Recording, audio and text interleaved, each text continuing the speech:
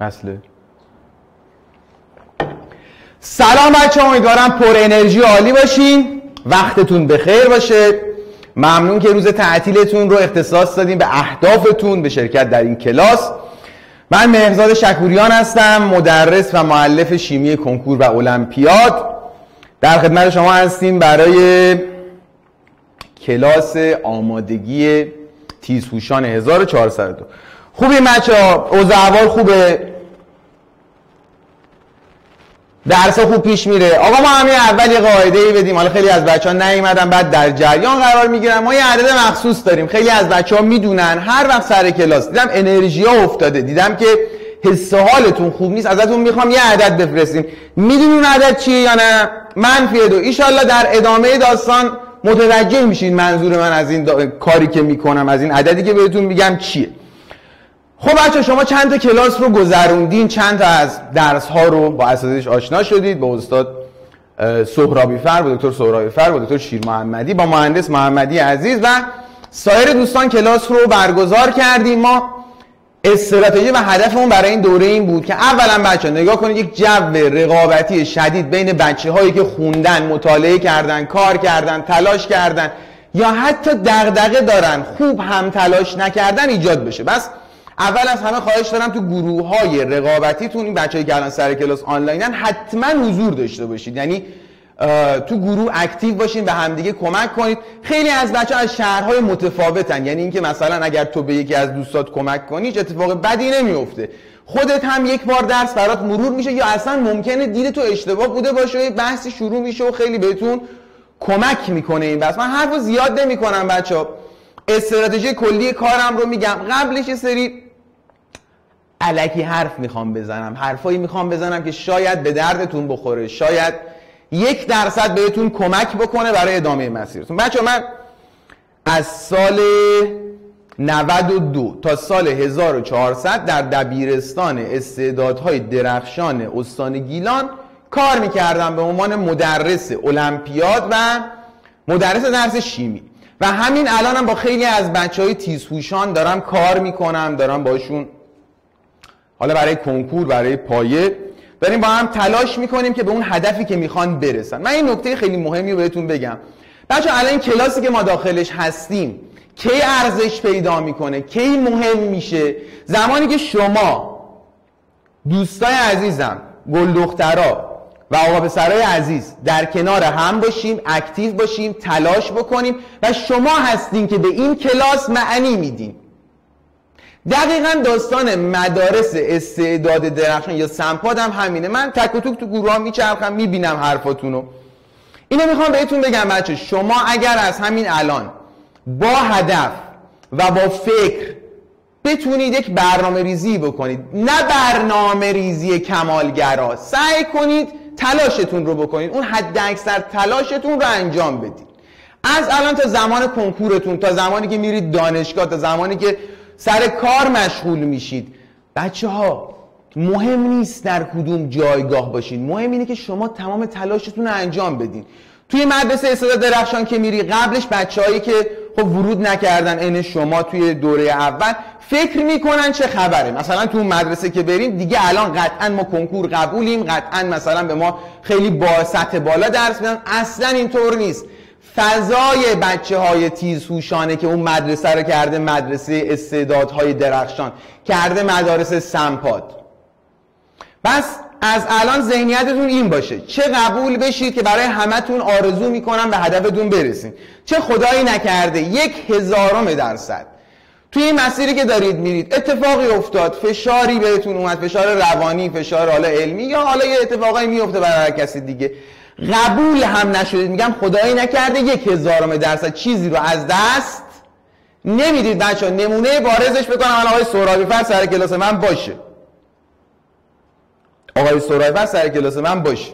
آقای سهرابی فر نمونه خیلی بارزه. من دیالوگ دارم، این کاغذی بود، خیلی از بچه‌ها ازش کلیپ ساختن تو اینستاگرام گذاشتن. یه روز اومدم کنار سهرابی فر، یه کاغذ معروف داره، توش شکست هایی که قبل از این که بتونه رتبه کنکور بشه و بره دانشگاه رو نوشته.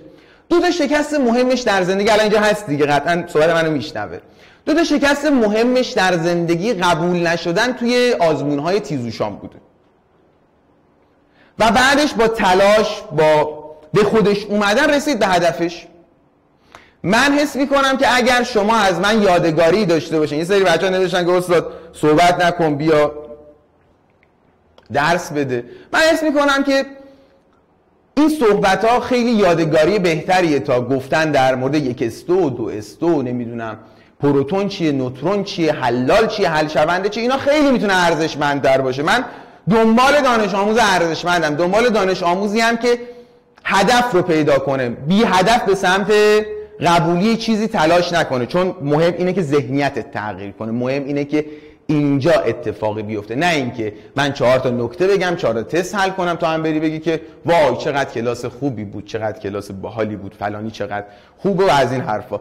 حالا که اکثر بچه‌ها اومدن داریم با هم صحبت می‌کنیم، برای که انرژی ها نیفته یه منفیه رو بریم سراغ درسمون. من یک رو به آخرم حتما کلی پرسش و پاسخ داریم در مورد محتوای دوره، نمونه چی کار می‌کنیم، چی کارا قراره بکنیم، آزمون چیه، برنامه چیه، اینا همه رو بهتون میگم. اصلا نگران نباشید. دکتر شیر محمدی اومد من گفت آقا تو جزوه باگی داریم، دانش آموز باید بزنه رو این برسه به لینک جزوه. برای اینکه این باگ برطرف بشه بهتون توضیح میدم. وقتی تشریف میبرید توی کانال @کلاس سیتی سمپاد، یکم اگر اون چشم مبارک و دست مبارک رو حرکت بدید، این تنبلی رو بذارید کنار، کلی محتوا پیدا میکنید.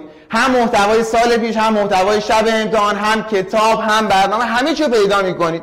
این هم که معلومه دیگه، این بنده خدا هر کی که هست خدا به صبر بده، چک میکنم بعضی اوقات شماره‌شو، پیام‌های مختلف میفرستین. دمتون گرم، هر جوری تقدیر، تشکر، نمیدونم هر چیزی دارید به این شماره بفرستید دیگه. من نمیدونم حالا هر کاری دلتون میخواد بکنید. این شماره هم هستن برای خودشون، تو روزای کاری جواب میده، غیر کاری زنگ بزنید قاعدتاً کسی جواب نمیده. اینا هم توضیحاتی که گفتن قبلا من سپردم که بچه‌ها بگن. بریم سراغ استراتژی کلی. قبل از اینکه بخوای حرکت کنی برای درس شیمی، یه تخریب سنگین بزنیم رو زیست و فیزیک. دوستان نشستن دارن نگاه میکنن، ما با هم کلکل مشتی هم داریم. بس توجه کن به صحبت من.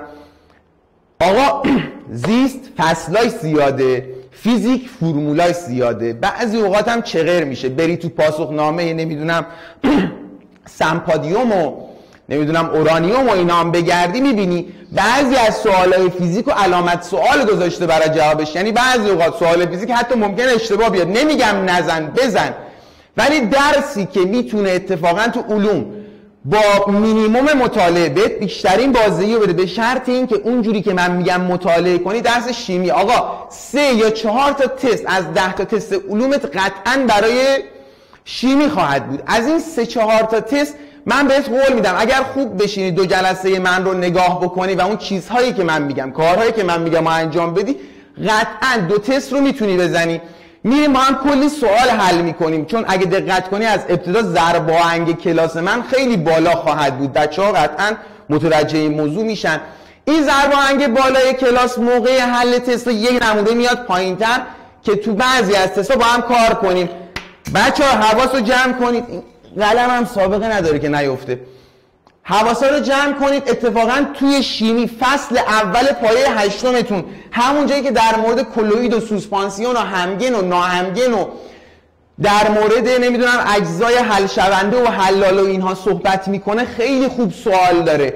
توی 6 سال گذشته ما 14 تا سوال ترکیبی و 5 تا سوال غیر ترکیبی از کتاب داشتیم که ترتیبشون رو براتون آوردم. میبینید بیشترین سهم برای فصل دوم سال 9 که در مورد فرمول نویسی یونی مولکولیه، که در مورد پیوند کووالنسیه، که در مورد پیوند یونیه، بیشترین سهم داشته. بعد فصل اول در مورد کلوید، سوسپانسیون و جداسازی رتبه بعدی رو در کنارش داشته. بس حتما درسنامه خیلی سبز تیزهوشان بچه‌ها نرید سراغ آی کیو نمیدونم ایکس و ایگرگ، منبعی که من میگم رو بهش توجه کنید. فصل اول 8 رو از درسنامه مو به مو میخونی، بقیهش رو من باهات هستم. آقا نگرانی بچه‌ها چیه؟ ما تو شیمی یه سری حفظیات داریم که هیچ وقت نتونستی جمع‌بندیش کنی. بریم دونه دونه رو با هم بحث کنیم چه حفظیاتی داریم. نگاه کنید بچه‌ها، اولین چیزی که باید حفظش کنیم 36 عنصر جدول، یعنی از هیدروژن تا کریپتون رو دوست دارم که حفظش کنی. حالا که چجوری حفظ کنی و جلوتر بهت میگم. من این جدول رو آوردم براتون. تو این جدول یه سری نکات گفتم، همین اول نکات رو داشته باش پیش خودت، توضیحاتش هم بهت میدم. نگاه کنید بچه‌ها، این جدول بالا مالاش یه چیزی نوشته. چی نوشته؟ فلز زده توی یک دوره. آقا دوره چیه؟ تناوب چیه؟ ردیف چیه؟ اگر بیای تو این بخش حرکت کنی بهش میگن دوره، تناوب، ردیف. کاری باهاش نداریم. وقتی از سمت چپ به راست میای لایه الکترونی ثابته. آقا یعنی چی؟ مثلا تو دوره چهارم همه این بدبختا، همه این داغونا 4 تا لایه الکترونی بیشتر ندارن. آقا لایه الکترونی شامل چیه؟ الکترون. حالا دقت کن به حرفم، هر چقدر که داریم جلو میریم عدد اتمی میره بالا. عدد اتمی چیه بچه‌ها؟ بگین ببینم، همه بگین، همه بگین، همه بگین. عدد اتمی برابر چیه؟ آقا بگو، بوده ببینم عدد اتمی برابر چیه؟ بوده منتظرم. پروتون. بچه سوالاتون رو بعدن جواب میدم، سوالای حاشیه‌ای، فقط داریم شیمی کار میکنیم. پروتون مثبت است یا نه؟ بچه من هستم، لایه الکترونی جلومه، لایه الکترونی منفیه، من مثبتم. بس مثبت منفی رو بگید ببینم جذب میکنه. حالا توی دوره که داری حرکت میکنی لایه من تغییری نمیکنه، فاصله لایه من از من تغییری نمیکنه، اما بارهای مثبت درون هسته من چی میشه بچه‌ها؟ بگید ببینم، بدوید. زیاد میشه. یعنی قدرت مثبت من زیاد میشه، این تنابو بیشتر سمت خودم میکشم. شعاع اتمی یعنی چی؟ یعنی فاصله هسته تا لایه آخری اتم. اینجا رو نگاه کن، از اینجا تا اینجا رو ما میگیم شعاع اتمی. بس در یه دوره که میخوای حرکت کنی، بی خیال نشو، در یه دوره که داری حرکت میکنی شعاع یا اندازه اتم داره چی میشه؟ کوچیک میشه. از بالا به پایین که داری حرکت میکنی، این یه لایه داره، این 2 لایه داره، این 3 لایه الکترون داره، این 4 لایه، این 5 لایه، اینم 6 لایه. بچه‌ها لایه ها داره زیاد میشه. به نظرتون اتم چاق میشه یا لاغر؟ آفرین، چاق میشه. بس در یک گروه یا ستون از بالا به پایین چه اتفاقی میفته؟ عملا شعاع اتمی زیاد میشه. حالا با همین حرف ها میتونی بقیه چیزها رو توجیه کنی. از بالا به پایین خصلت فلزی زیاد میشه، از چپ به راست خصلت فلزی کم میشه. اینو حفظش کن. اگر میخوای حفظ نکنی، من یه سری دوره های شب امتحان دارم که تو اون کامل اینها رو توضیح دادم. بیا بهت بگم منظور از حفظیات دیگه چیه. آقا تو باید بدونی ستون یک قلیاییه، فلز قلیایی، ستون 2 قلیایی خاکیه. چرا بهشون میگیم قلیایی؟ چون خصلت بازی دارن. چرا به این بدبخت میگی قلیایی خاکی؟ به خاطر اینکه تو خاک وجود داره.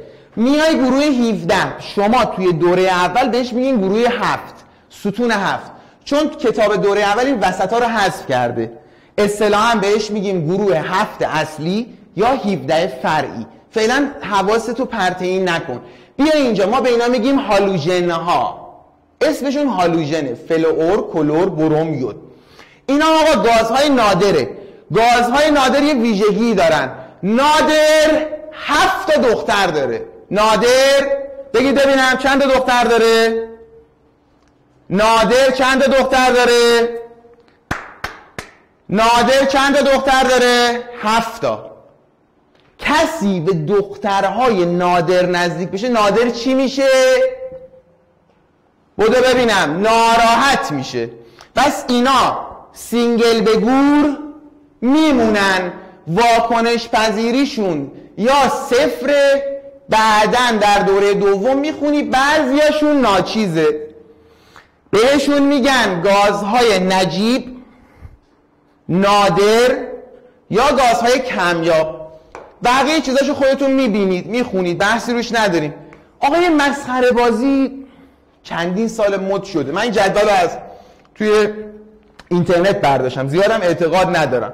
آقا رمز میذارم، با رمز یاد میگیرم، سلیقه‌ایه. اگه عشق رمزی میتونی اینجوری هم جدول رو یاد بگیری. بحثمون چیه؟ چجوری جدول رو حفظ کنیم. حل تا اینجا. بیا آقا بی خیال این شونه براتون میفرستیم دیگه. اما یه جوری میخوام بهت یاد بدم جدول رو حفظ کنی که دیگه یادت نره. نگاه کنید بچه‌ها، شما این جزوه زیبا رو پرینت میگیری. وقتی پرینت گرفتی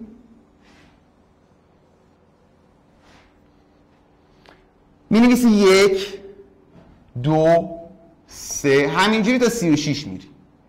بعد چی کار میکنی؟ سعی میکنی از حفظ خونه ها رو پر کنی، ولی قبل از اینکه بخوای از حفظ پر کنی یه بار خوب جدول رو مرور کن. قطعاً تو یه سری از خونه ها به مشکل برمیخوری، به جاش علامت سوال بذار. میشه بار اول، امروز اولین بار این کار رو انجام میدی. میره 2 روز بعد، 2 روز بعد دوباره میای تو صفحه بعدی، بازم همون کار رو انجام میدی. ناخودآگاه میبینی چقدر از اون عناصری که یادم رفته بود دوباره یادم اومد. یعنی ناخودآگاه با تمرین و تکرار مرور میکنی. 2 روز مونده به امتحان تیزت، چی کار میکنی؟ یه بار دیگه 1 تا 36 رو یاد میگیری، یعنی جا خالی میذاری، خودت جا خالی ها رو پر میکنی. بچه ها همه گرفتین چی شد؟ واسه نهم عزیز من همه گرفتن چی شد بچه ها؟ همه گرفتین چی شد؟ بدو این ببینم. آفرین، -2 بفرست ببینم. خب -2 آقا، -2 عدد اتمی رو دارم میگم دیگه، با این شیوه حفظش میکنی. اگه حفظ کنی سریعتر عمل میکنی. بخوام واقعیت بهت بگم، دروغ بگم نیازی نیست حفظ کنی، خیالتو راحت کنم، ولی دروغ در کار نیست. تو میری سر جلسه امتحان، اگر حرفایی که من میزنم درست نباشه کلا من میرم زیر سوال دیگه. حتما با این شیوه عدد اتمیش هم یاد میگیری. اوکی؟ مثلا اینکه آقا عدد اتمی کلور 17 خیلی به دردت میخوره. البته خودشون هم میدن ولی الان بهت میگم چجوری به درد میخوره. کلور 17. بچه‌ها کسی از گاز نجیب بغل دستشو بلد باشه؟ گاز نجیب بغل دست کلور چیه؟ آره فقط 36 تای اول. گاز بغل دست کلور چیه؟ آرگون. آرگون عدد اتمیش چیه؟ 18. این میشه آرگون.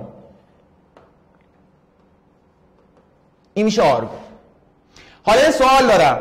آرگون تو کتب دبیرستان دوره اول گروه 8 دیگه، قبول داری یا نه؟ کلور وقتی بدونی 17 یعنی یه دونه قبل از آرگونه. آفرین. حالا این کلور 17 گروه چند اصلی میشه؟ آفرین، گروه 7 میشه، چون یه دونه قبل از آرگون قرار گرفته.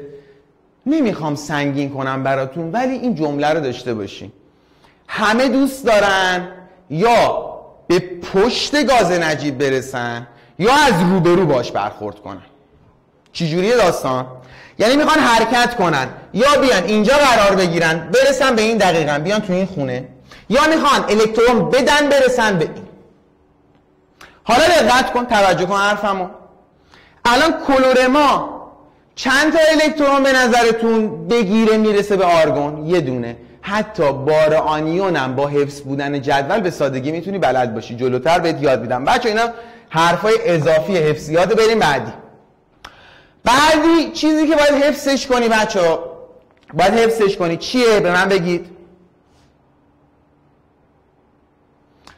شما باید بدونید فلز، نافلز چیه، شبه فلز چیه. ویژگی‌هاشو تو کتاب علوم خوندید. نمیدونم فلزها چکشخوارن، درخشانن، رسانا هستن. بیام دوباره تکرارش کنم هیچی دیگه. البته میدونید نافلزها نارسانان همشون بجز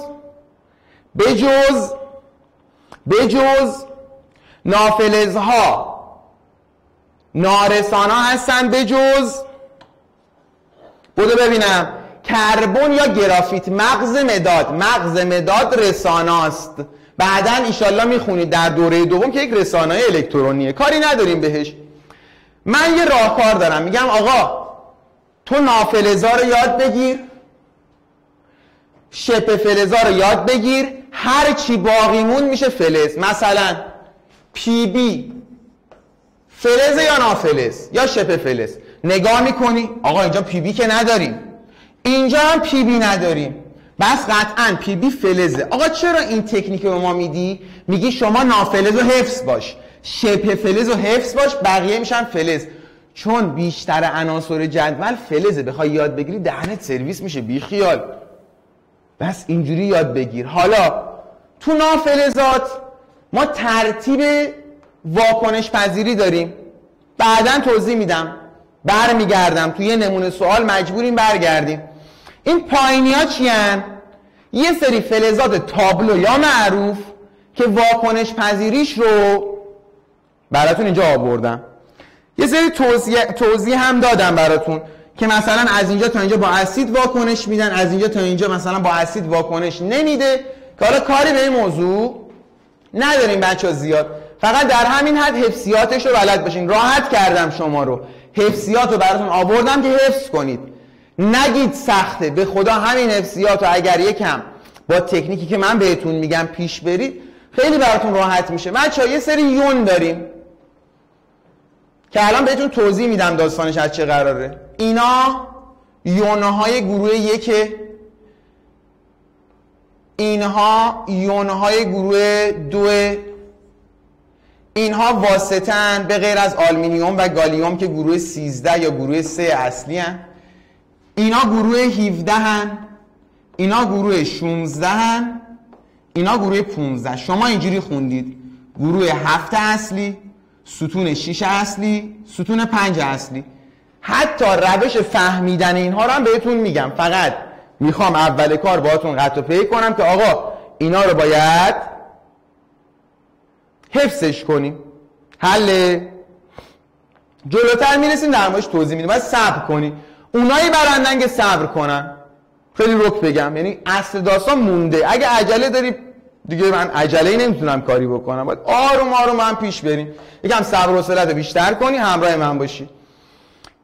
توی فصل 3 سال نهمت یه سری توضیحات در مورد آلکان ها و هیدروکربن ها داریم که بازم بهش میرسیم و توضیح میدیم، فقط این در حالت کلی حفظ کردنش رو انجام بده.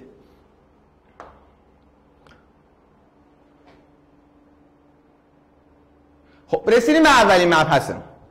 همه آماده ایم؟ جلسه قبل نگفتیم، این اولین جلسه مونه. استاد تست پلیز نگران نباش، اینکه سخت‌تره تو بخون ببین سخت‌تره یا نه. من دارم از تجربه برات صحبت میکنم، میتونی بپذیری میتونی نپذیری، واقعا این اختیار خودته. من اون چیز که دارم و ندارم از این بخش از کارم که خیلی از بچه‌هام هر سال راضی بودن و لذت بردن از این اتفاق، علاوه بر اون تجربه کار کردن با بچهای سمپادی به مدت زمان زیاد و پرسیدن در مورد منابع و کارها و ایده هاشون دارم بهت منتقل میکنم. مثلا من ندیدم دانش آموز دهمی سمپادی که جدول تناوبی رو حفظ نباشه. یعنی خیلی رک بهت بگم، اگه قرار نیست حفظ بکنی جدولو، سمپادی در کار نیست. تازه بری هم وارد مشکل برمیخوری. نمیخوام رویتو بزنم، تو همین چند روز حفظش کن. زمان ندارم چیه؟ بهت برنامه دادیم، طبقه بندی کردیم، کارت پیش بر، اصلا رویت نیفته.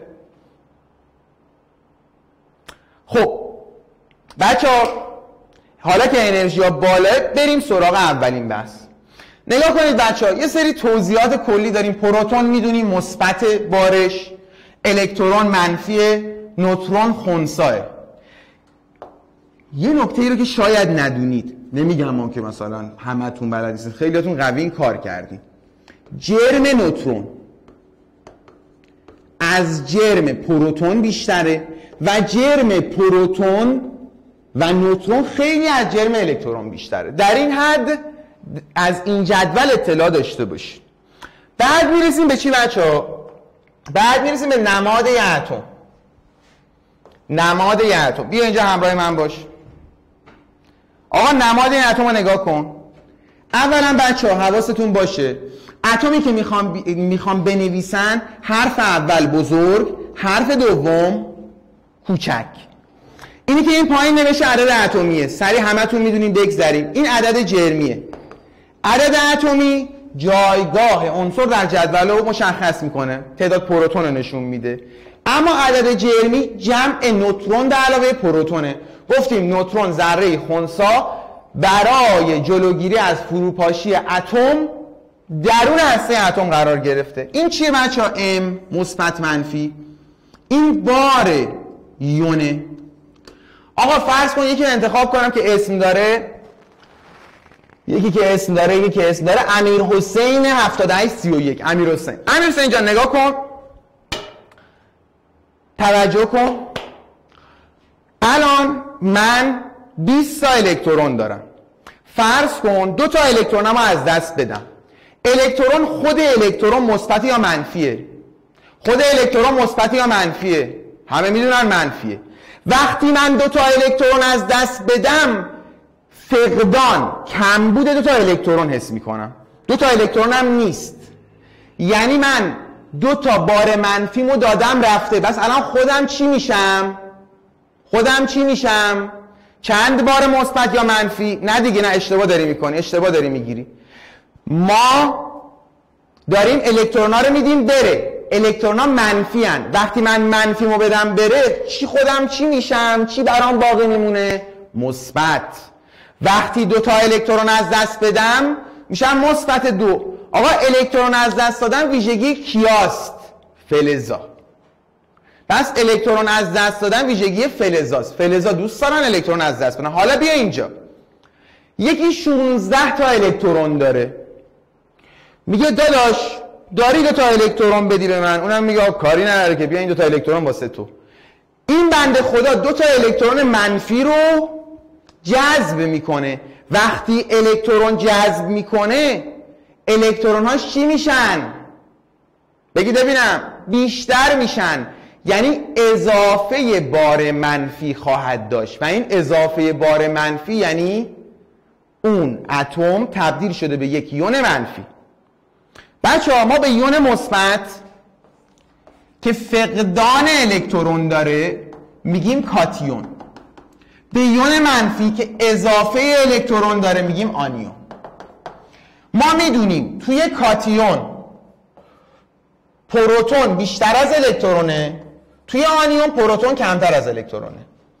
آقا یه سوال دارم از شما، یعنی پروتون مقدارش تغییر میکنه؟ نه داغان، نه، پروتون سر جای خودش هست. به تو میگیم رضا، شما هستی آقا رضا. آقا رضای ما یه ویژگی‌های مشخصی داره، یعنی هر وقت تو کوچه خیابون اونو ببینی میگی آقا رضا. حل تا اینجا. حالا دقت کن حرفمو. اگر تو برداری کلا یه تغییراتی در این بدی، کلا نصفش کنی، دیگه اون نصف آقا رضاست، دیگه آقا رضا نیست. بس پروتون هم شبیه همون شکل و شمایل اون طرفه. تو سدیم رو با 11 تا پروتون تعریف کردی.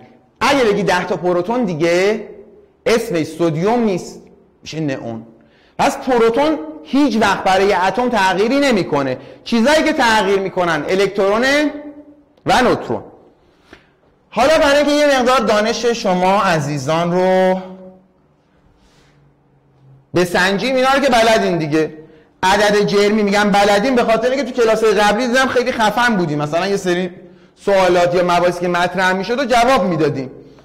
عدد جرمی اتفاقا به بچه‌ها داشتم میگفتم، من تقلب کردم گذاشتم همه شما اول کلاس‌ها رو برین، بچه‌ها رو بسنجین، بعد من میبینم باید چیکار بکنیم. برنامه میشه پروتون به علاوه نوترون. حل تا اینجا. جمع پروتون نوترون میشه عدد جرمی، کاری نداریم. الکترون چیه بچه‌ها؟ الکترون میشه تعداد پروتون منهای بار یون. ثابته ها، منفی ثابته. یعنی چی بچه‌ها؟ اینجا رو نگاه کنید. x 15 سه بار منفی. میخوای تعداد الکترونشو به دست بیاری، میگی پروتون منهای بار یون. بار یون چقدره؟ منفی 3. منفی در منفی مثبت، الکترونش میشه 18 تا. اما این فرمول شاید جایی ندیده باشی. عدد جرمی برابر است. این خیلی مهمه و فرمول تستیه مورد نیاز شما برای ادامه بحثمونه. عدد جرمی میشه 2 برابر تعداد پروتون منهای اختلاف نوترون و پروتون. اختلاف نوترون و پروتون. حواست به این باشه، نوترون و چیز دیگری نه. آقا ما توی کارمون از به بعد با معادله سر کار نداریم. چرا؟ چون تو معادله ممکنه اشتباه زیاد اتفاق بیفته. یه مثبت یه منفی رو اعمال نکنی کلا داستان میشه برات.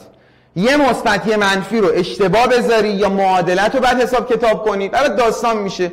چرا میخوای روشی رو بری که برات مشکل ایجاد میکنه؟ پس بیا با این روش که من میگم پیش بریم. بچه‌ها من 2 تا فرمت کلی بهتون دادم. یه دونه شکل میکشین از کم به زیاد. حواستو جمع کن، اینجا باید با آرامش توجه کن. حالا این مثالم بعدش میزنم کامل متوجه بشی. از کم به زیاد. الان نگاه کنید بچه‌ها، یه حالت استثناء داریم، بقیه عین بچه آدم مرتب میشه. اگر یه دونه یون داشته باشیم، مثلا عین x 5 بار منفی، مثلا بهت بگه اختلاف نوترون و الکترون اون برابر 2 باشه. تو سوال داره میگه چه اتفاقی میفته؟ قدر مطلق بار یون چند بود؟ 5.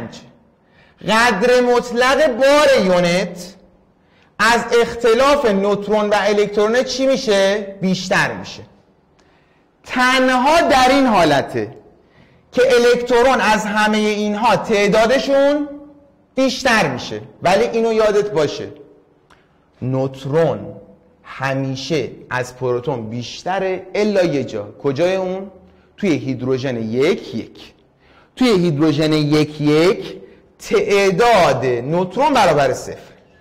پس با این روش پیش میریم. ببینیم چی کار باید بکنیم، چی جوری باید داستان پیش ببریم. بیاین اولین سوال بچه‌ها.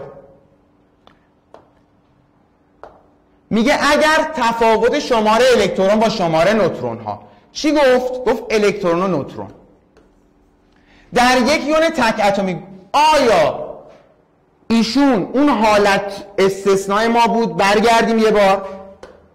اصلا حالت استثنای ما فقط برای آنیون بود، برای کاتیون نبود که. پس اصلا این داستانش مشخصه. شما میدونید نوترون از پروتون بزرگتره، قبول دارید یا نه؟ خب وقتی میگه یون 5 بار مثبت، یعنی پروتونتون هم از الکترونتون بزرگتره. اینو متوجه میشین دیگه. وقتی میگه 5 بار مثبت یعنی 5 تا الکترون کم داره.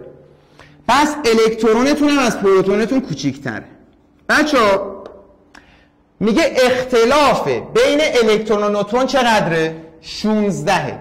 یعنی اختلاف از اینجا از نوترون تا الکترون چقدره؟ 16. یه اختلاف دیگه هم میخوایم.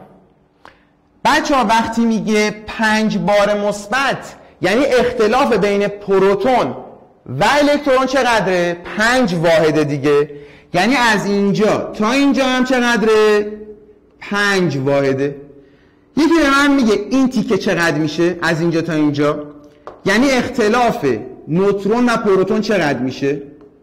خب معلومه از اینجا تا اینجا بوده 16، از اینجا تا اینجا هم شده 5.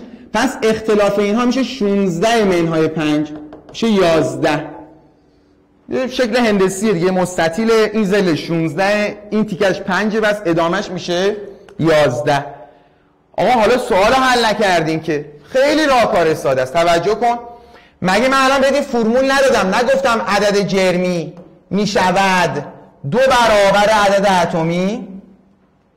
2 برابر عدد اتمی به علاوه اختلاف نوترون پروتون. گفتم یا نگفتم؟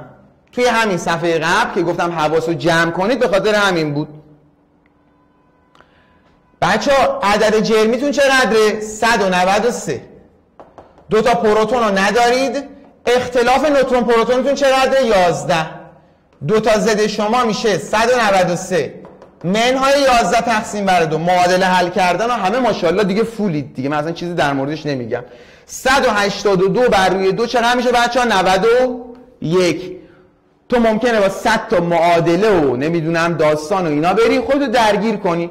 من به نظرم بر اساس تجربه‌ای که دارم در این زمینه این روش ساده تریه. حل بچه‌ها همه گرفتین؟ همه متوجه شدین بچه‌ها؟ اوکی؟ بله نداریم. -2 بفرست ببینم. بدو بدوید همه -2 همه -2 بفرستیم ببینم. بدوید اسپم کنید دیگه، ناراحت میشم.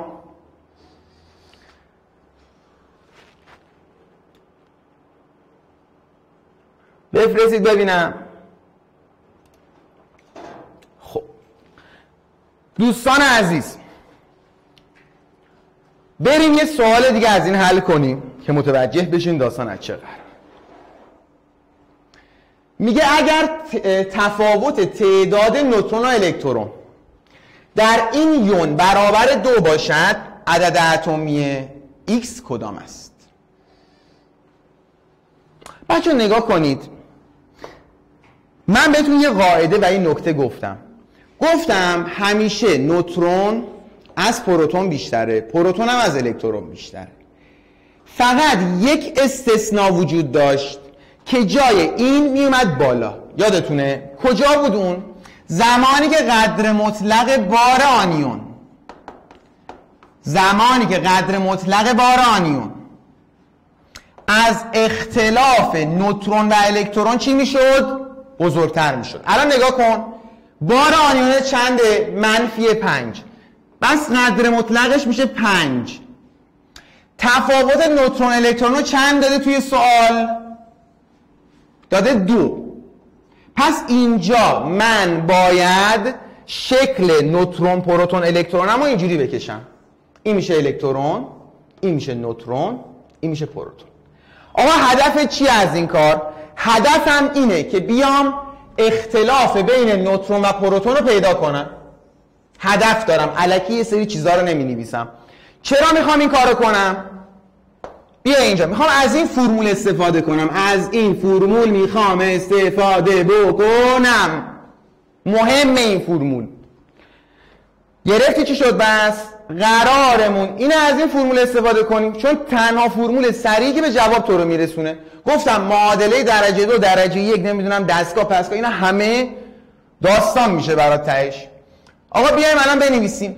میگه اختلاف نوترون و الکترون. اختلاف نوترون و الکترون چند واحده؟ بگید ببینم. بدوید. گفته 2 واحده.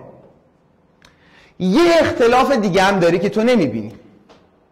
بچه‌ها وقتی میگه 5 بار منفی، یعنی بین پروتون و الکترون آن 5 واحد اختلاف است. بین پروتون و الکترون آن 5 واحد اختلاف است. به من بگید اختلاف نوترون و پروتون چقدر میشه؟ ماشاءالله 3 واحد. اختلاف بین اینا میشه 3 واحد. یه مستطیله که این ورش با این ورش برابره. این ور 5 سانتی متر، این ور 2 سانتی متر. پس اینجا قطعا 3 سانتی متر باید باشه دیگه. غیر اینه. فرمولمون چی بود؟ عدد جرمی میشه 2 برابر تعداد پروتون به علاوه اختلاف نوترون و پروتون که من به دست آوردم. عدد جرمی 53.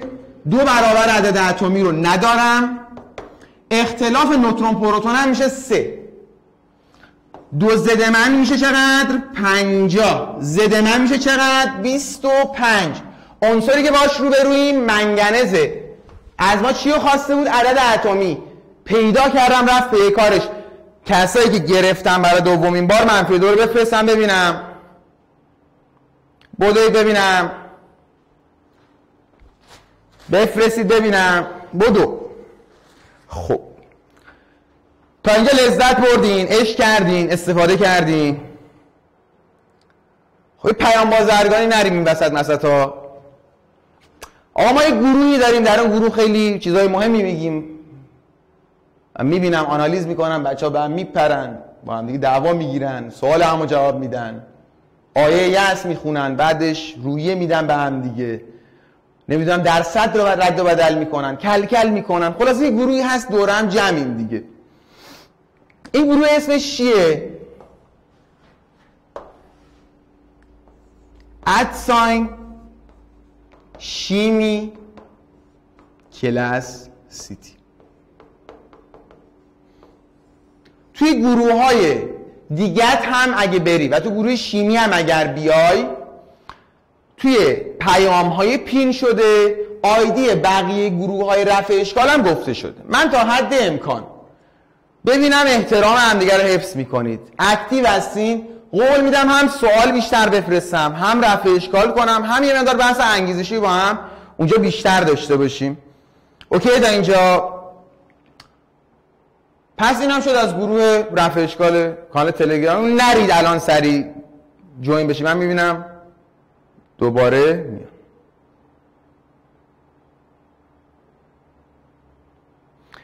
غزل جان نگاه کن، اون فرمولی که شما یاد گرفتی نشأت گرفته از همین فرموله عزیز من. نگاه کن، شما فرمولی که یاد گرفتی، نه به علاوه است، این منفی اشتباهه، عذرخواهی میکنم، به علاوه است، اشتباه شد. اینو اگه یکم برگردونه یه جوری دیگه میشه Z مساویه AMN های اختلاف نوترون پروتون تقسیم بر دو. ممنونم غزل جان، اشتباه تایپی بود، جمع باید بشه که دیدین در هر دو جواب میده. بریم سراغ ایزوتوپ ها، بحث بعدی که بحث خیلی جذابی هم هست، بیاین در مورد صحبت کنیم. من ازتون خواستم ذهنتون رو قبل کلاس باز کنید که بگیرید چه اتفاقی میفته، یعنی تمام و کمال حواستون باید سر کلاس باشه. بچه‌هایی که ممکنه یه ذره لنگ بزنن تو بعد کلاس آفلاینش یه بار دیگه حل من رو ببینن، چون من فرصتم خیلی کمه، 1 ساعت و نیم 1 ساعت و ربع، برای اینکه تو بخوای مباحثی بگی که به درد دانش آموز بخوره، حق خودتونه، بقیه بچه‌ها ضایع میشه. من 5 بار بیام روی مبحث، از هر سوال 2 تا گذاشتم و روش بحث میکنم.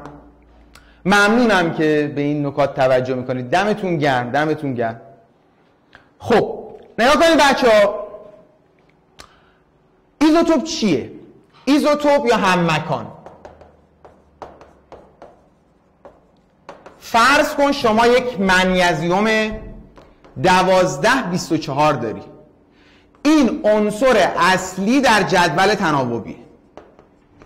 اگر بیای تعداد نوترون‌هاش رو تغییر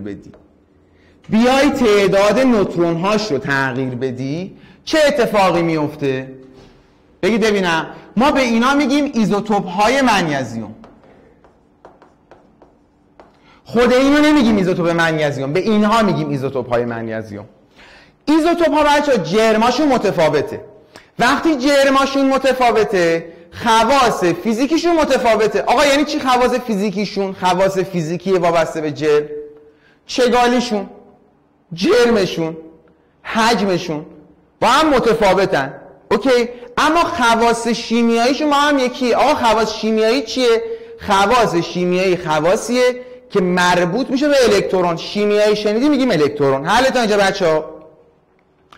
بس این شد تعریف ایزوتوپ و هم مکان. هر دو هم یه معنی میده. بس تعداد پروتون یکسان، تعداد نوترون یا عدد جرمیشون با هم متفاوته. یه نکته دیگه هم بهتون بگم، اگر نسبت نوترون به پروتون بزرگتر مساوی 1.5 بود، بگو اون رادیو ایزوتوپه. آقا رادیو ایزوتوپ چیه؟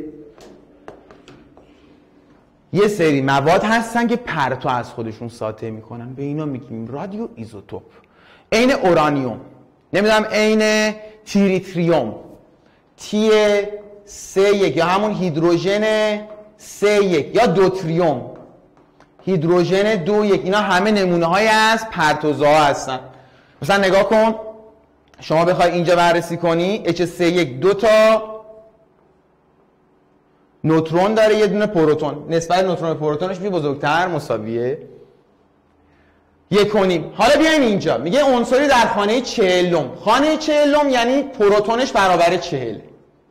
میگه تعداد نوترون‌هاش 1.5 برابر پروتونش. بچه پروتونش چند تا بود؟ بگید ببینم. 40 تا. 1.5 ضرب در 40 چجوری ضرب میکنی؟ 1 ضرب در 40 میشه 40، نیم ضرب در 40 میشه 20. جدا میکنی 1.5 رو میگی 1 به علاوه نیم. اگه بخوای محاسباتی تر کار کنی میگی 3/2 ضرب در 40 که این 40 تقسیم بر 2 میشه 20، 3 ضرب در 20 میشه 60. جواب نهاییمون این شد نوترونش. یعنی الان نماد عنصر ما چی میشه بچه ها؟ میشه x 40. حالا عدد جرمی چی میشد؟ جمع نوترون به علاوه پروتون. پروتونمون که 40 بود، نوترونمون که 60 بود، جمع بکنیم میشه 100. حالا سوال چی میپرسه؟ کدام یک از گزینه‌های زیر یکی از ایزوتوپ‌های آن است؟ کدام یک از گزینه‌های زیر یکی از ایزوتوپ‌های آن است؟ برید ببینم چی کار میکنید. بدوید ببینم چی کار میکنید بچه.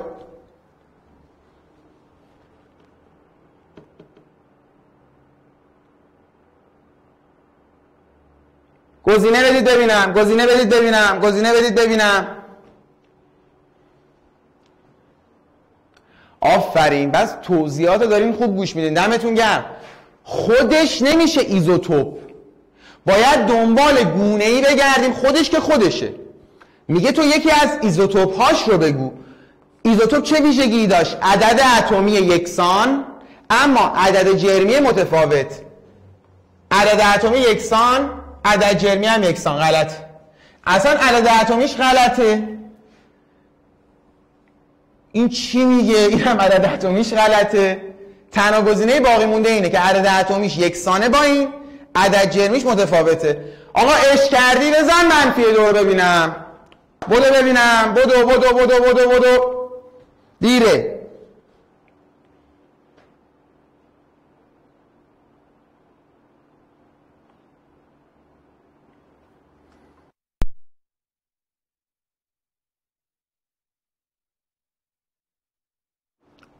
خب برسیم تست 98 99 تیزوشان. قطعا باش برخورد کردین. نگاه کنید بچه‌ها، میگه در عناصر نخست هیدروژن رو بریز دور. عدد جرمی به عدد اتمی چقدره؟ برابر 2.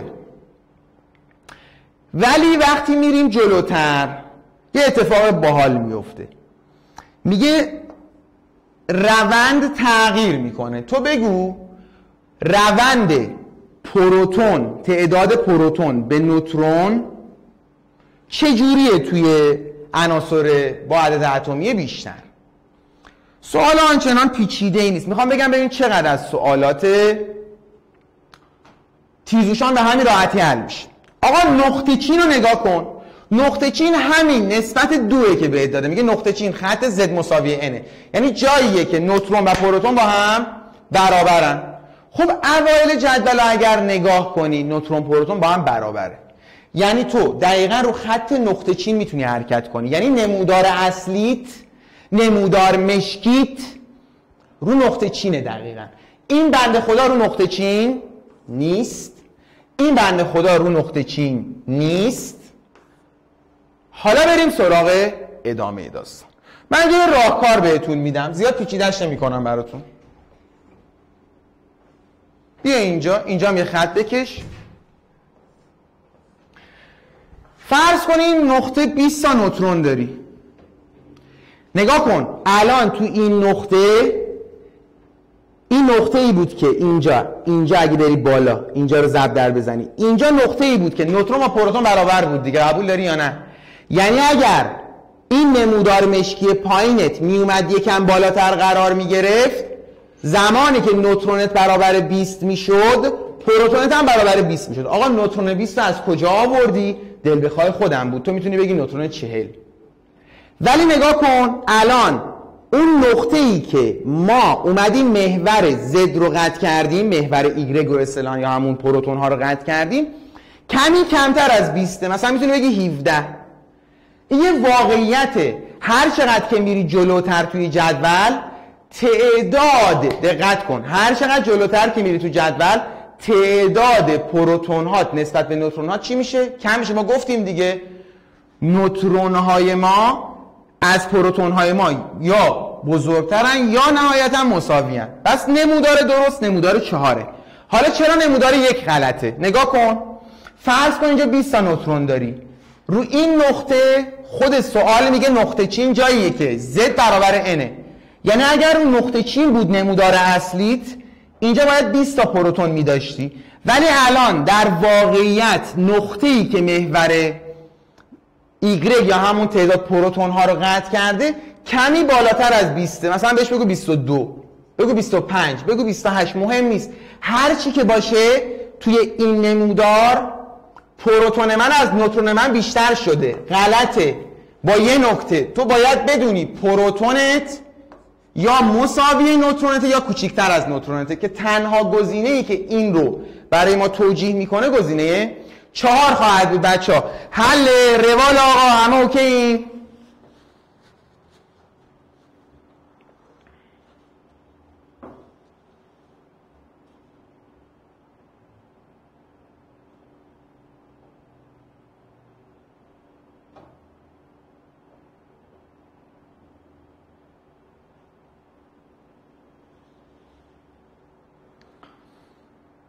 خب ما امیرحسین ظاهراً 7831 داریم که دوست داره تلمس کنه. کدوم خط رو از کجا کشیدیم؟ خط خودت باید وارد نمودار کنی. خط رو از کجا کشیدی چیه؟ نگاه کن، نمودار خونیتون 0. بیاین یکم توجه کنید بچه، من رو همین شکل توضیح بدم. تو برای اینکه راستی آزمایی کنی بفهمی اصلا بابا این نمودار درسته یا غلطه، این سوال باید با رد گزینه بری دیگه. باید چیکار کنی؟ بیا یه نقطه فرضی در نظر بگیری. نقطه فرضیت اینجا باشه، تو دوست داری اینجا باشه، تو دوست داری این نقطه باشه. از n شروع کردم اومدم دل بخواه یه nی مشخص کردم، رفتم رو نمودار اینجا مثلا اومدم. خود سوال میگه این خطچین، میبینید خطچینو؟ میگه این جاییه که نوترون با پروتون برابره. خب یعنی اگر من اینجا برفرض 10 تا نوترون داشته باشم، اینجا باید 10 تا پروتون داشته باشم دیگه. حالا نمودار واقعیم این نمودار مشکی است، اون نمودار فرضیه. وقتی نمودار واقعیم این نمودار مشکیه، اگر دقت کنی این خط نمودار منو کجا قطع میکنه؟ اینجا قطع میکنه. خب آیا این نقطه‌ای که اینجا دارم از 10 بیشتره یا کمتره؟ بیشتره. یه عدد بالاتر از 10 بگو. آقا 11. خب آیا در این شکل تعداد پروتون های ما بیشتر از نوترون ما شد یا نه؟ بله، این غلط است. علم شیمی این را نمیپذیرد. پس اینو بزن بره پیکارش، پودرش کن، تموم شه بره پیکارش دیگه. نمودارخوانی این شکلیه. تو سوالهای نموداری خیلی وقتا باید با رد گزینه بری سراغ حل سوال. خب بچه‌ها رسیدیم به دوره و گروه. چجوری دوره رو تعیین کنیم، گروه رو تعیین کنیم؟ آقا من بهت یه رنج میدم، بازه که خوندی از فلان عدد تا فلان عدد. اگر 1 تا 2 3 تا 10 11 تا 18 و 19 تا 36 دیدیم، اینا رنج عدد اتمی هستند. مثلا یه عنصری بهت داد، اینا رو باید حفظ بشی. مثلا بهت داد x 17. بچه‌ها عدد اتمی 17 بین کدوم اعداد اتمیه؟ بین 11 و 18. ایشون میشه دوره اول، تناوب اول، ایشون میشه تناوب دوم، تناوب سوم، تناوب چهارم. چون عدد اتمی 17 بین 11 و 18 بس عنصر ما یا اتم ما در دوره چندم جا داره؟ بدوید ببینم. در دوره یا تناوب سوم. گروه چجوری تعیین کنی؟ این آب خوردن. میای چی کار میکنی؟ اول دو مرحله داره. آقا کسی با این که مشکل نداشت، بازه عدد اتمی رو داری، عدد اتمی هم تو سوال بهت میده. مثلا میگه آقا عدد اتمی ما 32.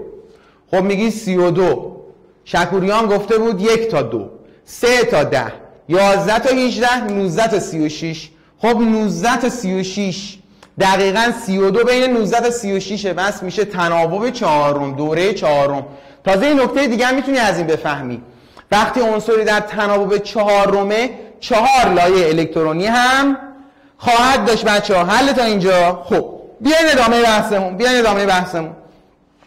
برای گروه، برای ستون یا میره این بچه‌ها لایه میکشی، اون لایه آخرشو برمیداری، میگه آقا لایه آخر من میشه ستون من، که بیاید دهم کلا باوراتو میزنیم میتر کنیم یه جور دیگه درس میدیم، یا از همین الان روش تستی و کنکوریشو یاد میگیری، توی همه نقاط هم استفاده میکنی، به شدت آسونه. شما تو این بازه هایی که من بهت دادم انتهای بازه عدد اتمی گاز نجیب رو داری. میگیری چی میگم دیگه؟ هر دوره جدول تناوبی از گروه 1 شروع میشه، به گروه گاز نجیب ختم میشه. پس گاز نجیب ما میشه آخرین عنصر در هر دوره و این عدد اتمی آخرم متعلق به چیه؟ اون گاز نجیبه. میای چی کار میکنی؟ مثلا من بهت میگم همین x17، میگم آقا بیا گروه اینو تعیین کن. تو میگی خب گاز نجیبش چی بود؟ خب 17 بغل دستش 18 گاز نجیب بود. خب باشه 18 منو 17. میای گاز نجیب هم دوره عدد اتمیش رو از عدد اتمی عنصرت کم میکنی، میشه 1. دوباره حاصل رو از 18 کم میکنی، گروه شما میشه 17 یا همون گروه 7 اصلی. این 18 از کجا اومد؟ ثابت است. درون فرمول گفتم، توضیحات منو بخونی بهش میرسی. بچه‌ها یه سری بحثا من دارم توی شب امتحانامه که اگه ببینید بد نیست. اگه خیلی از این بحثایی که من الان میکنم رو متوجه نمیشی، تو نمونه دولتی قطعا از این سطح پایین‌تر توضیح میدیم که خیلی واضحه، ولی تکمیل‌تر میگیم چون بچه‌های تیزهوشان خیلی از اینا رو قبلا خوندن و مرور کردن. ولی اگر خیلی احساس ضعف پایه‌ای داری، تو این فرصت باقی مونده تو همون لینکی که جزوه هست پایین ما اینا در مورد شب امتحان ما صحبت کردیم، حتما برید و ببینیدش. بچه برسیم به این سوال 97-98. میگه 100 گرم آب معمولی دارای اتم فلان، 100 گرم آب سنگین هم دارای اتم‌های H21. اینا با هم چه ویژگی دارن؟ چه نسبتی دارن؟ ایزوتوپ هستن. بچه‌ها گفتم ایزوتوپ ها، خدایی ببین یادتون هست یا نه، ایزوتوپ ها در کدوم یکی از خواصشون متفاوت بودن با هم دیگه؟ یه خواصی داشتن که متفاوت بودن با هم. اگه اون عبارت رو بگی جایزه داری. عدد جرمی. خواص 2 مدل خواص داشتیم، فیزیک، شیمی. کدوم یکی از اینا با هم فرق میکنه؟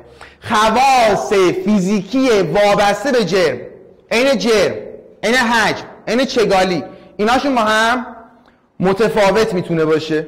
پس شد خواص فیزیکی وابسته به جرم. مثلا 2 تا فلز بهت میده. این سوال ممکنه بیاده، یعنی توی سوالهای احتمالی قطعا براتون میارم. سوال بده CU، مثلا CU 65 CU 64، بگه بچه‌ها چه تعداد از خواص این دو با هم متفاوته؟ 1 جرم، 2 چگالی، 3 رسانایی، 4 چکشخواری، 5 تشکیل پیوند یونی. تو میگه خب تشکیل پیوند یونی که شیمیاییه، اصلا ربطی به این نداره. رسانایی چه ربطی به جرم داره؟ عذرخواهی میکنم، رسانایی چه ربطی به جرم داره؟ رسانایی یک خواص فیزیکی غیر وابسته به جرمه. خب بچه‌ها حل تا اینجا. حالا به هر ترتیب بیایم ادامه داستان رو بررسی کنیم. پس فهمیدیم چگالی آب سنگین و خواص وابسته به جرمش نسبت به چگالی آب معمولی چیه؟ بیشتره. میگه اکسیژنشون هم یکسانه. بریم سراغ ادامه داستان. بچه بریم ببینیم چجوری میتونیم اینو حلش کنیم. میگه M به V M به V. نگاه کنید بچه ها، جرماشون که برابره، جرماشون با هم برابره، پس حجم، دقت کن، حجم ایشون باید کمتر بشه از این که کل این عبارت بشه بزرگتر از عبارت کناریش. شما میدونید هرچه مخرج بزرگتر کل عبارت کوچکتر، هرچه مخرج کوچکتر کل کسر بزرگتر. پس وی سنگین از وی سبک چیه؟ کمتره. وقتی حجم سبک بیشتر میشه، حجم آب سبک یا همون H2O معمولی بیشتر میشه بچه، یعنی چی؟ یعنی خب تعداد مولکول هایی هم که درش وجود داره، تعداد ذراتی هم که وجود داره بیشتر. میگه آب سنگین برخلاف آب معمولی یک ماده پرتوزایه. ببین چیکار کردم برات، مگه H2O نداره؟ خب الان چند تا نوترون داره؟ یه دونه. چند تا پروتون داره؟ یه دونه. گفتم کی پرتوزا میشه؟ زمانی که نسبت نوترون به پروتون بزرگتر مساوی 1.5 باشه. وقتی دوتریوم پرتوزا نیست، پس اصلا آب سنگین پرتوزا، آب سنگینی که در این سوال گفته پرتوزا نیست. 4 رد میشه.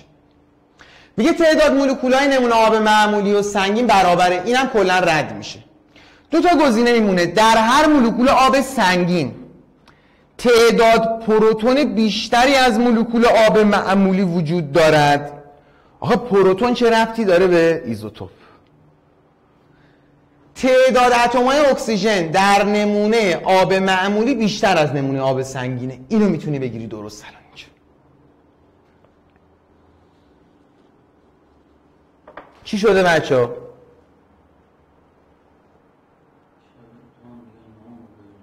نهمو ببینید و اگر قرار موازنه هم یاد بگیرید، من یک ویدیو جداگانه از موازنه براتون آوردم. بچه میبینید فکر میکنم سوالات رو بفهمید. این روش مدل بو رو من صحبت نمی کنم، همتون فولید، حرفی نمیزنم براتون گذاشتم.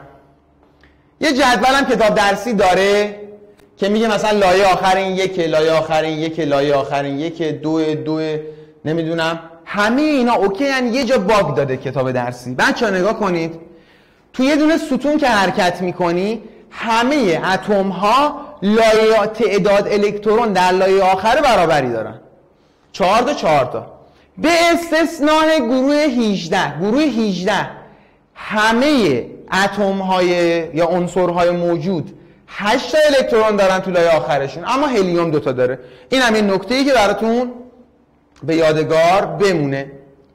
رسیدیم به انواع مواد و پیوند بینشون. برمیگردم به عنوان آخرین بحثی که به شکل درسی انجام میدم، جمع میکنم داستانو. بچه ما پیوند شیمیایی داریم بین اتم‌ها. تا حالا فکر کردی کربن چجوری به هیدروژن وصل میشه؟ چجوری کربن به نیتروژن وصل میشه؟ چجوری سدیم به کلور وصل میشه؟ با یه سری پیوند به نام پیوند شیمیایی. عجله دارم به خدا. آره باید میخوام بیشتر بهتون مطلب بگم، مطالب بیشتری میخوام بگم، هدف اینه. یعنی اگه اسم میکنی بعدا آفلاین ببینی به نفعت، آفلاین ببین، اصلا اشکالی نداره برای من.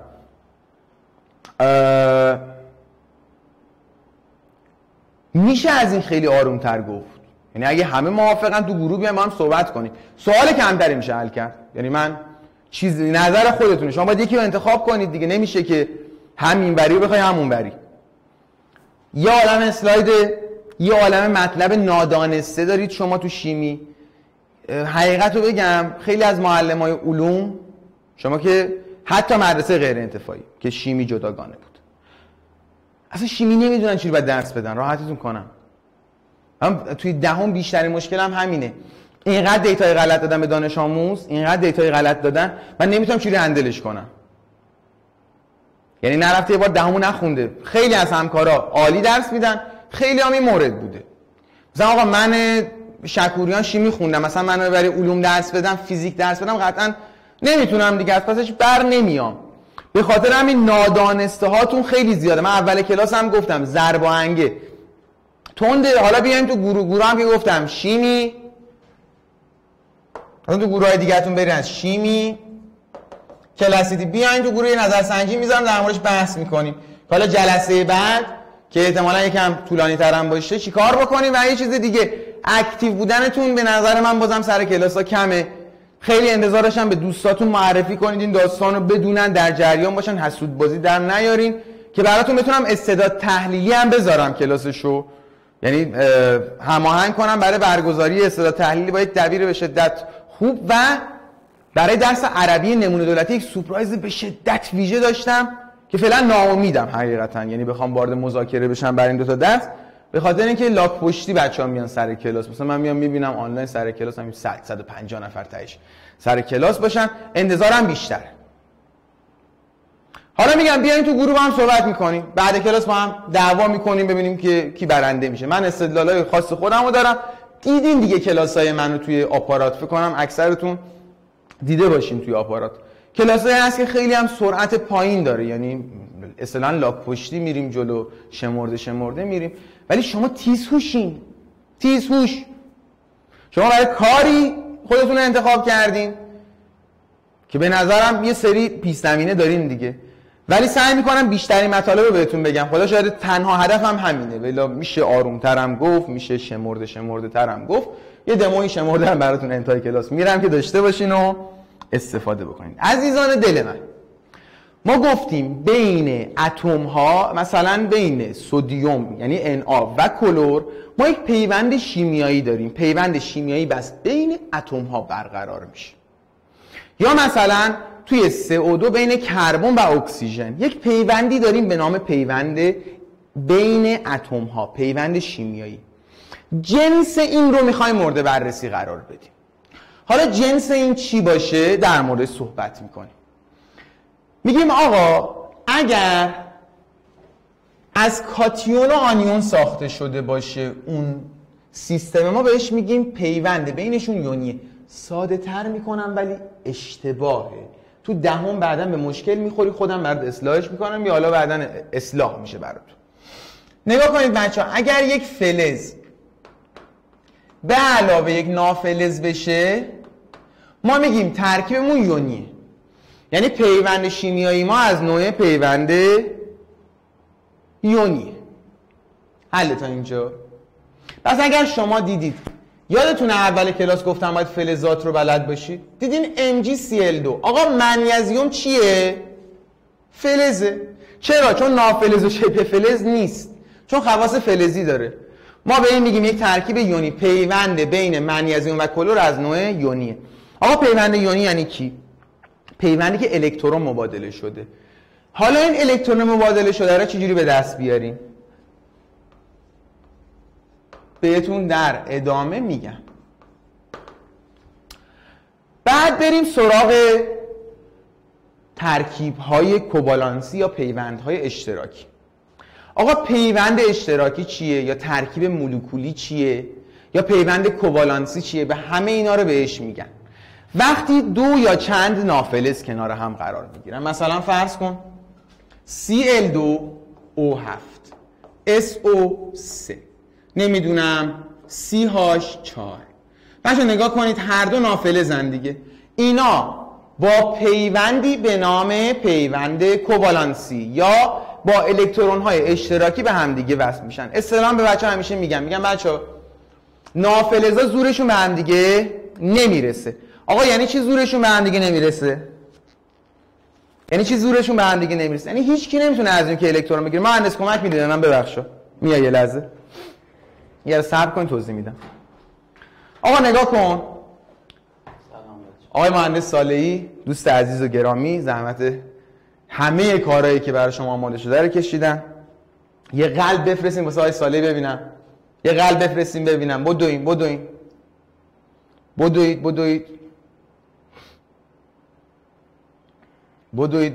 همین قلب. آقا قلب. خب آقا مهندس عزیز ما الان نقش چی رو میگیره؟ نقش فلز رو میگیره. من نقش نافلز رو میگیرم. نافلز دوست داره الکترون بگیره یا به اشتراک بذاره. اصطلاحاً هستش بلای آخرش زور بیشتری وارد میکنه. نگاه کنید، فرض کنید این الکترون مهندسه، این الکترون منه. تا میاد نزدیکم میشه، من این دستو قطع میکنم، برمیدارم میبرم. این میشه الکترون برای من. یعنی دیگه الان مهندس دست ندارد. الان مهندس چی میشه؟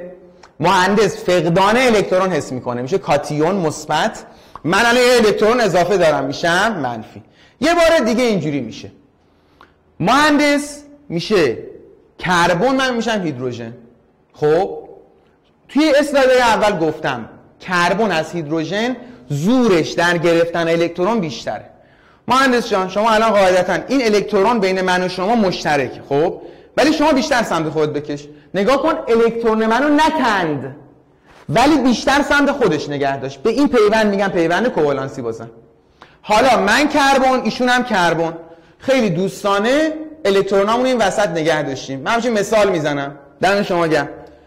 آقا شما با خواهرت، شما با داداشت یک کامپیوتر داری، یه لپتاپ داری تو خونه، نمیدونم یه گوشی داری، حالا یه چیز مشترک داری، بین شما اشتراکیه، هیچ کدوم زورش به اون یکی نمیرسه که بیاد اینو کلا واسه خودش بکنه.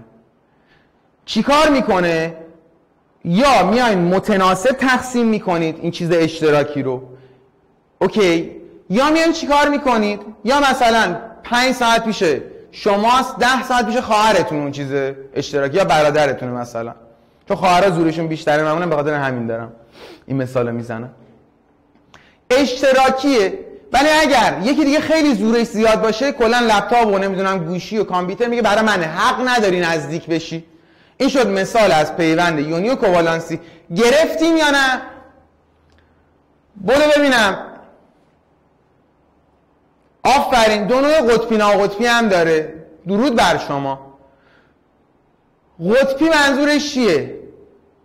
قطبی یعنی تناسبی وجود نداشته باشه، یعنی یکی زورش از اون یکی بیشتر باشه. آقا مهندس زورش از من بیشتر بود یه جا، یادتونه؟ کربن زورش از هیدروژن بیشتر بود، این الکترون‌ها رو بیشتر سمت خودش کشون. ما به این پیوند میگیم پیوند قطبی. یه بار من کربن بودم، مهندسم کربن بود، دیدین کربن‌ها بیحال هم بودن دیگه، زورشون چون به هم نمیرسید بیحال شده بودن. الکترون‌ها بینشون متناسب توزیع میشه، به این میگن ناقطبی. بحث خیلی مفصلی تو سال 10ام 11ام و 12ام بهش میرسیم. یه سوال دیگه هم پرسیدن، میگن انرژی پیوند، آنتالپی پیوند، نمیدونم هر چی میگین. بچه‌ها پیوند کوالانسی رو که دیدیم، یه بار این مهندس ببخشید من جسارت میکنم بهشون، کلاس زبان توی آپارات هست، اینجا رو نگاه کنید.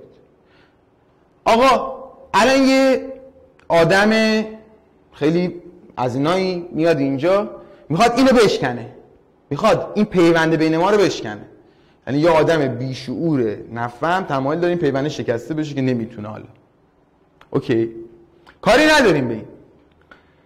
هر چقدر این پیونده قوی تر باشه، اون زوری که میخواد بزنه تا این پیونده بشکنه باید بیشتر باشه.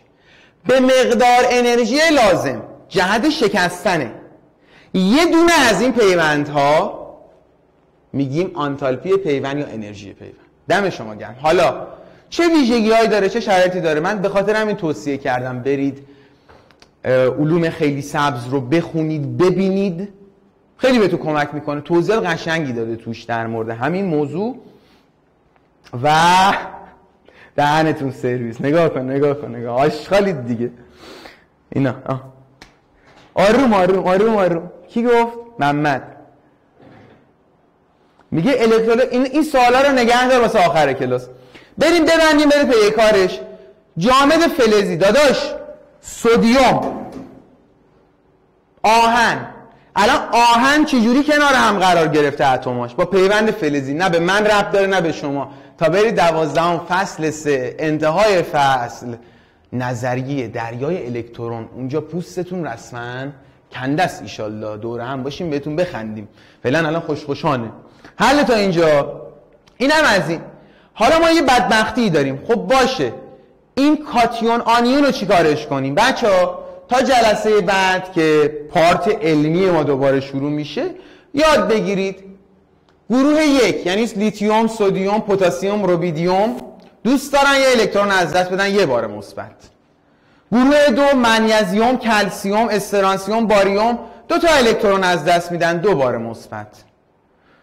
گروه 3 3 الکترون از دست میدن، آلومینیوم و بگید ببینم گالیوم 3 بار مثبت. اما گروه 14 رو هیچی نمیگم. این برنامه نگاه کن. گفتن گروه 14 چه یونی تشکیل میده، اینجوری کن. ها؟ دقیقاً هیچ ریاکتی نشون نده نسبت بهش. چون اصلا یون تشکیل نمیدن. چه ربطی داره به من و تو الان؟ این دلیلش چیه؟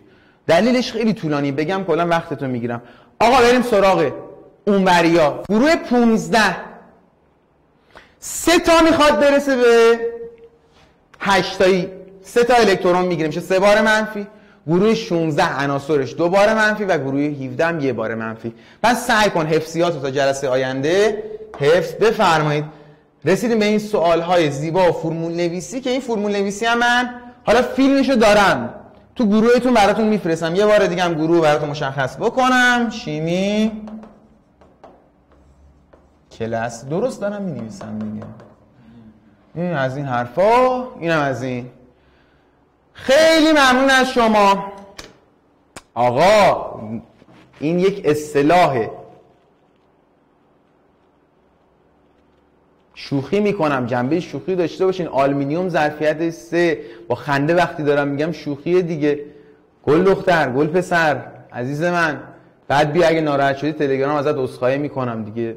کاری نمیشه کرد که من از همه دوستانی که از شوخی های من ناراحت میشن با کمال از جان و دل عذرخواهی میکنم. اون دست از عزیزانم که ناراحت نمیشن خیلی مشتی هستین و اونجوری هر جوری که تصور میکنید.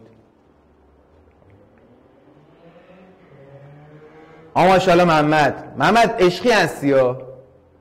بیا بعدا ما هم صحبت بکنیم. نفر 500 بزنیم عذرخواهیتون قبول شه. علی تی وی زد دیگه چی میخوای؟ چیزایی که میخوای لیست کن. بیا پی وی با هم صحبت میکنیم. قلب من محمد جان. آقا اینا رو ولش کنید دیگه داریم میرین تو حاشیه. اینا رو ول کنید، سوال بپرسین ببینم.